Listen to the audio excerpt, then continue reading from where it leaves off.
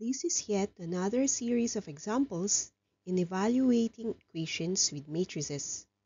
Welcome to Numerical Solutions to C Problems.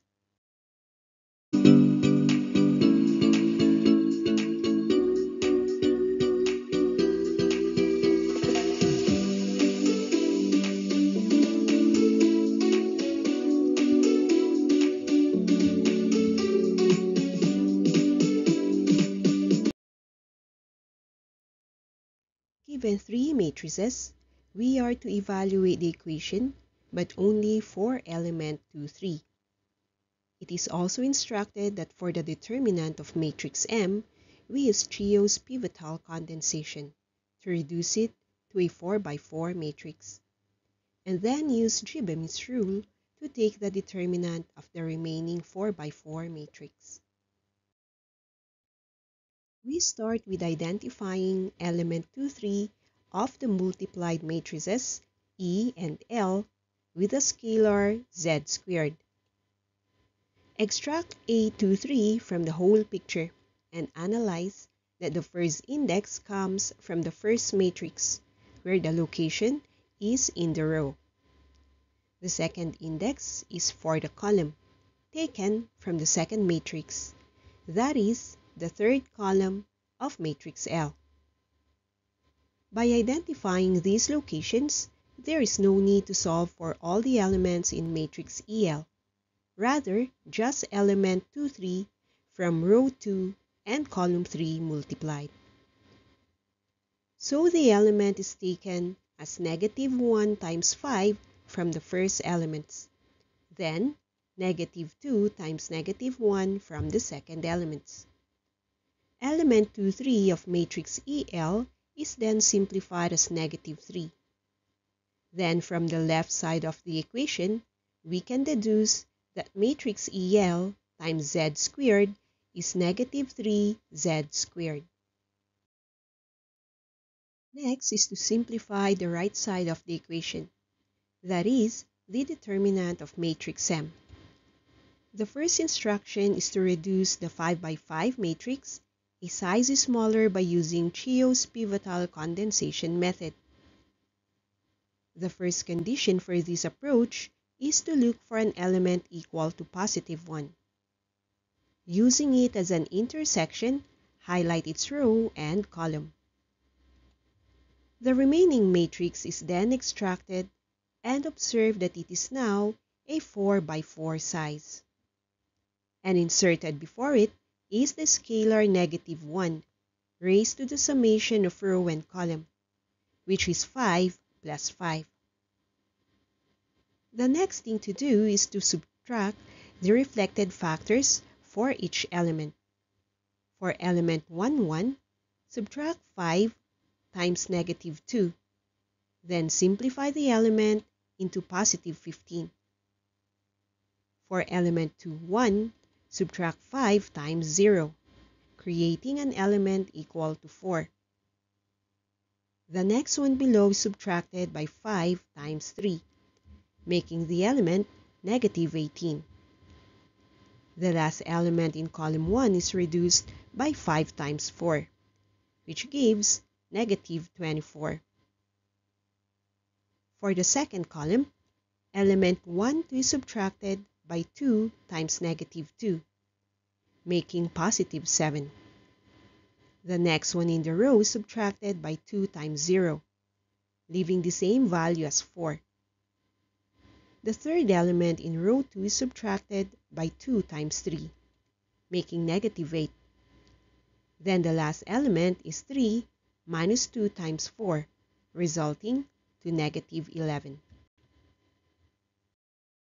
For the third column, the element on top is the original value of -4 less 4 times -2, giving +4. Below it is 5 minus 4 times 0, leaving the same original value of 5. The third element in the column is subtracted by 4 times 3, giving -13. And the last element in column 3 is subtracted by 4 times 4, making -14. The last column contains the transformed elements of 3 minus negative 3 times negative 2, making the new element as negative 3. The element below is subtracted by negative 3 times 0, which leaves the element as is, negative 2. The third element in the row is also subtracted by negative 3 times 3, making positive 13. Then lastly, element 4 is 5 minus negative 3 times 4, making positive 17. The simplified matrix is the one shown right after. Having a 4 by 4 matrix now, we use Gibbs rule to find the determinant. For this approach, there are 3 partial matrices created. The first one is adopting the original 4 by 4 matrix in using the extended Saros rule. This time, the mirrored number of columns is 3. Then work the same way as Saros rule. Take the positives by multiplying elements in the diagonals. The first has elements 15, positive 4, negative 13, and positive 17. This is preceded by a positive sign. So the product is negative 13,260. For the second diagonal, the elements are positive 7, positive 5, 13, and negative 24, preceded by a negative, and when multiplied together, gives positive 10,920. The next diagonal covers the elements 4, negative 2, negative 18, and negative 11, which give negative 1,584 when multiplied. The last diagonal has elements negative 3, 4, negative 8, and negative 14, giving positive 1,344 when preceded by a negative sign. Remember that a small alteration of the Saros rule is the alternating signs placed on each diagonal. Take the summation of the positives as negative 2,580. Partner up the positives with negatives, and they are the products of elements taken from the anti-diagonals. This time, the preceding signs start with a negative. So the first negative is taken from the elements negative 24, negative 8, 5, and negative 3, which when preceded by a negative sign provides 2,880 when multiplied. The next anti-diagonal has elements of negative 11, negative 13, negative 2, and 15, preceded by a positive, and the product is negative 4,290. Next includes negative 14, positive 13, 4, and 7, with a negative sign preceding the group, also providing 5,096 as the product. Then the last diagonal has 17, negative 18, 4, and 4, giving negative 4,896 as their product. Adding all negatives give negative 1,210. So the first partial determinant of matrix M is negative 2,580 less negative 1,210, which gives negative 1,370. Since there are 3 partial determinants, we move to the second. Using the 4 by 4 transform matrix, revolve columns where column 2 is placed at the last column, pushing forward columns 3 and 4. With the rotated columns, apply Saros rule again. So mirror the 3 columns and start multiplying elements. The first positive has 15 times 5 times 13 times negative 11, which turn out as negative 10,725. The second diagonal contains 4, negative 2, negative 8, and negative 24, which are multiplied to positive 1,536.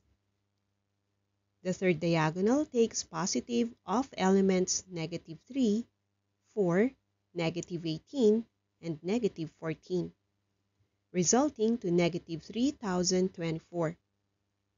Then the last positive includes 7, 4, negative 13, and 17, which then become positive 6,188 when multiplied. The summation of positives is then negative 6,025.